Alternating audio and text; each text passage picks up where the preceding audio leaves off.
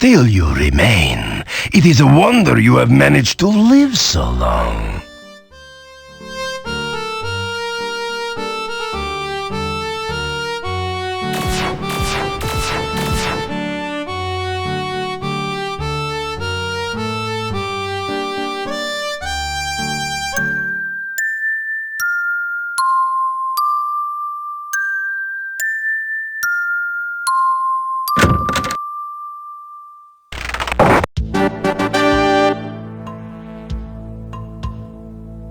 The bust's eyes seem to follow you as you walk through the hallway. This strange device is labeled Transcendental Receiving Animal Processor. I wonder if that stands for something. Be careful, it might be a trap.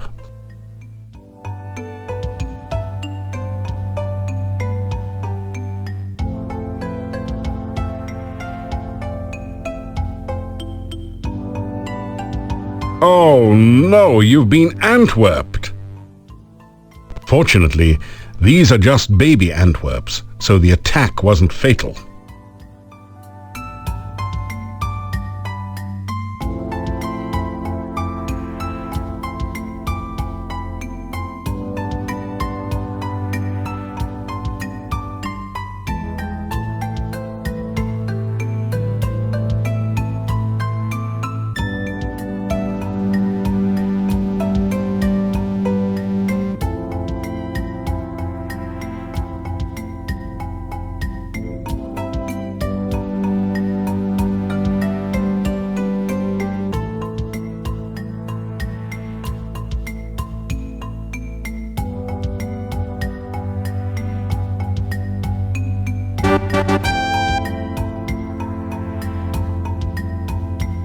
You bait the trap with avocado from your sandwich. Avocado was never high on your list of favorite foods anyway. The trap starts working. You've caught an Antwerp. It's simply amazing.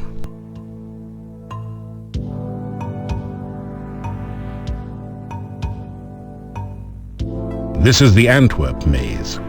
Antwerps are naturally bouncy, so all you have to do is continually rotate the maze until the baby Antwerp bounces over to the key, then out through the exit.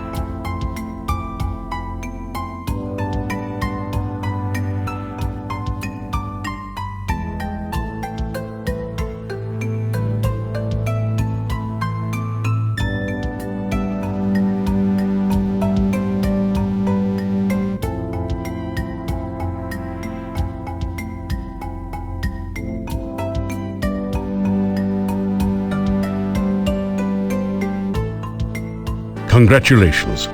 You've used the baby Antwerp to get Dr. Cranium's laboratory key from the maze. You add the key to your keyring. It's a truly impressive, original, multimedia work created out of whitewash and sawdust.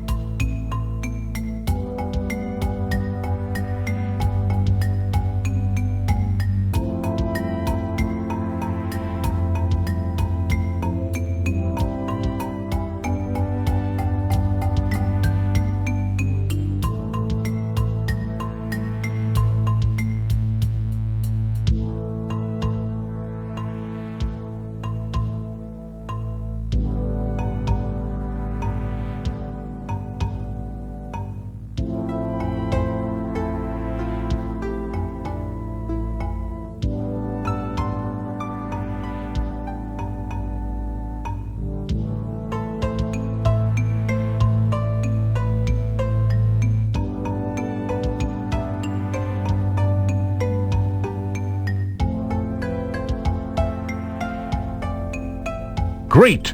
You've managed to find Dr. Cranium's keyhole and open the door. You pass through into Dr. Cranium's private laboratory.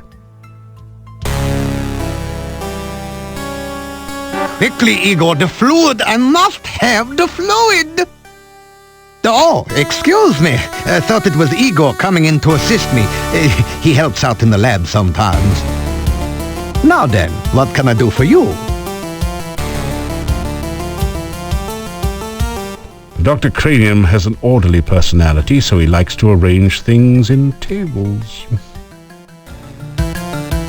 Dr. Cranium looks considerably more like a demented wizard or mad scientist than a real scientist.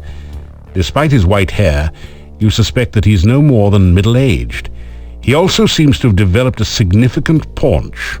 Root beer belly, no doubt.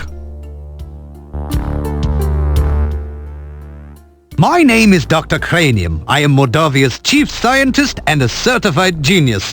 Some call me mad, but I much prefer Dr. Cranium. Ah, yes, science. I'm glad you asked. Science is the process of systematically increasing our knowledge of the world through observation and experiment. Unfortunately, some of the townspeople here seem to have no concept of the wonders of science. Some of them even claim my little inventions are magical. Such poppycock. There's no such thing as magic. Still, the townspeople insisted that I should be able to use my magic to cure wounds and sickness. I told them that I am a scientist, not a doctor, but they wouldn't listen. I had little choice but to concoct some simple elixirs. They were childishly pleased. Science is really so simple once you understand it.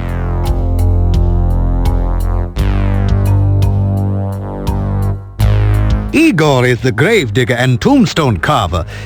Business has been slow lately, perhaps because there are very few people left in town. So Igor sometimes comes in to help me with my work.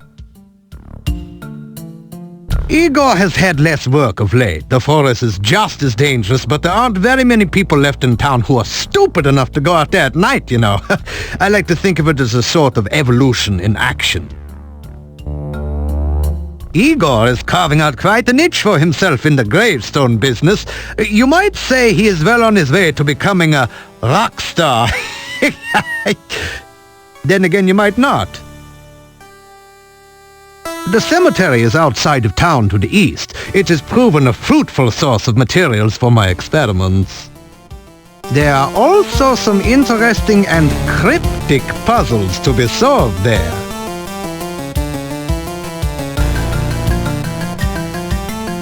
Essential etheric fluid is an important ingredient in my formula for reanimating dead bodies.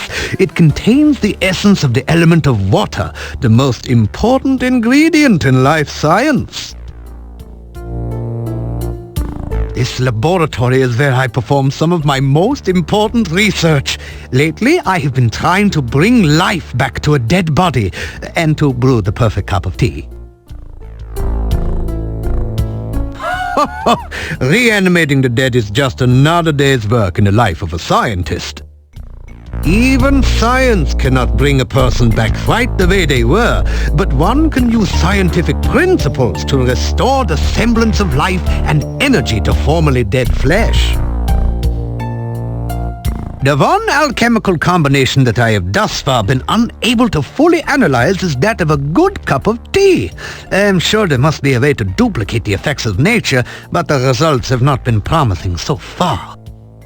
Perhaps you would like a cup of spearmint and beefsteak tea? I thought not. This is even harder than rehydration solution and reviving dead tissue. Research is the heart and soul of science. Without constant experimentation to prove or disprove one's hypotheses, the scientist is left trying to solve the world's problems by guesswork. That is hardly the most efficient way to achieve results. I try to maintain a modest selection of useful experimental equipment in my simple laboratory. Unfortunately, it has become very difficult to obtain the most modern scientific accessories since the road out of the valley became closed by the swamp. Ned? Ned? They all call me mad, but what do they know of madness? I am not mad. A bit perturbed about the world situation and how I get so little respect, perhaps, but certainly not mad.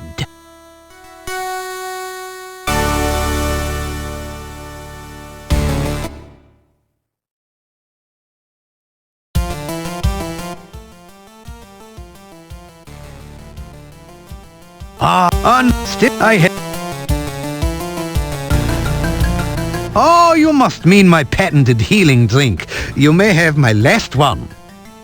Unfortunately, I have forgotten the formula for its main ingredient. If you can help me remember it, I will be able to make some more healing drinks, although the work is very time-consuming.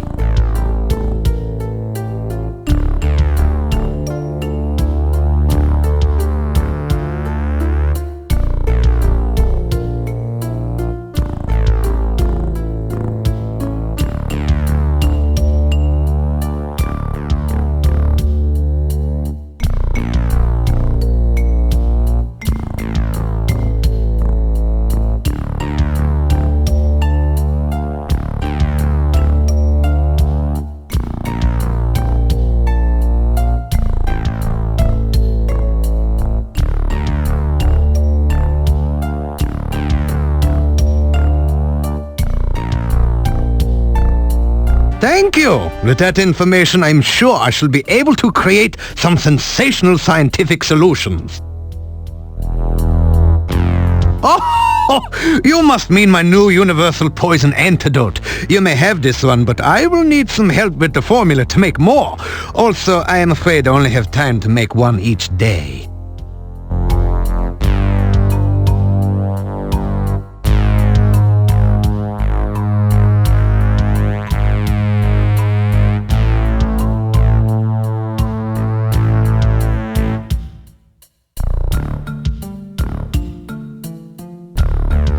Thank you. With that information, I'm sure I shall be able to create some sensational scientific solutions. Experiments are the meat and drink of science. First, you must come up with a hypothesis based on your understanding of the scientific elements. Then perform an experiment to test the hypothesis. Afterwards, you have a pizza. Pizza is a crucial ingredient in many scientific formulae. There is a nearly infinite variation in its effects, depending on whether one starts with pepperoni, mushrooms, artichokes, or plain cheese. One should always order extra pizza in case the experiment requires additional materials. Besides, science is hungry work. A hypothesis is a scientific guess. One predicts the result of an operation, performs an experiment to test the prediction, then has a pizza to celebrate the result. It is very important to stay flexible, however. Sometimes the experiment may give a different result than predicted by the hypothesis. Since real scientists don't like to make mistakes, we always write the hypothesis in pencil. Earth is for solidity and stability. Air gives freedom and movement. Fire provides power and energy. Water, fluidity and life. Pizza, of course, is the most important element of all. Pizza represents the essence of well-roundedness and regaining strength. Most importantly, you can have it delivered in under half an hour in most areas. You ask Dr. Cranium if he can spare an empty flask for specimen collection. Of course, of course. I am always delighted to assist scientific research of any kind, and I have plenty of flasks. You may have this one. If you want to improve your stamina, then you should make sure you eat a healthy diet from all the different food groups and get plenty of aerobic exercise. That is science.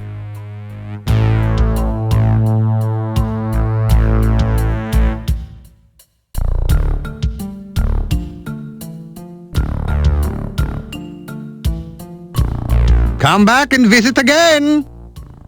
Oh, and if you see Igor, please tell him I still need the fluid.